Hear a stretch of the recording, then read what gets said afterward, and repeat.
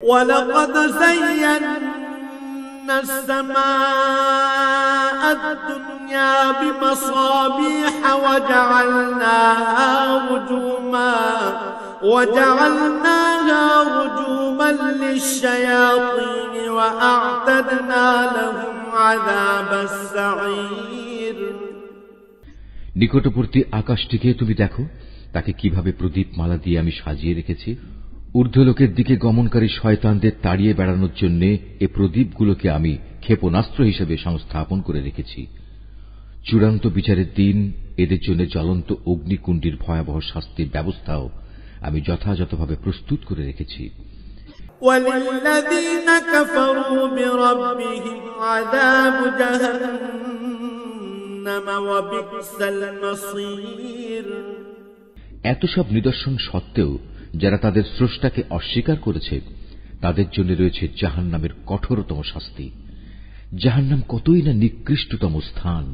إِذَا أُلْقُوا فِيهَا سَمِعُوا لَهَا شَهِيقًا وَهِيَ تَفُورُ। এ জাহান্নামের মধ্যে যখন তাদের ছুঁড়ে ফেলা হবে তখন নিক্ষিপ্ত হবার আগেই তারা শুনতে পাবে তা ক্ষিপ্ত হয়ে বিকট গর্জন করছে। তাকাদু তামাইয়াজু মিনাল গায়র কুল্লামা উলকিয়া ফিহা ফাওজুন সাআলাহুম খাযানাতুহা আলাম ইয়াতিকুম নাযীর। মনে হবে তা যেন প্রচন্ড ক্রোধের কারণে ফেটে দীর্ণ বিদীর্ণ হয়ে যাচ্ছে।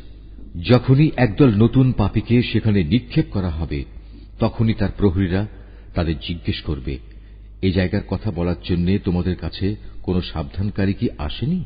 ক্বালু বালা ক্বাদ জাআনা নাযীরুন ফাকাযযাবনা ওয়া কুলনা মা নাযালাল্লাহু মিন শাই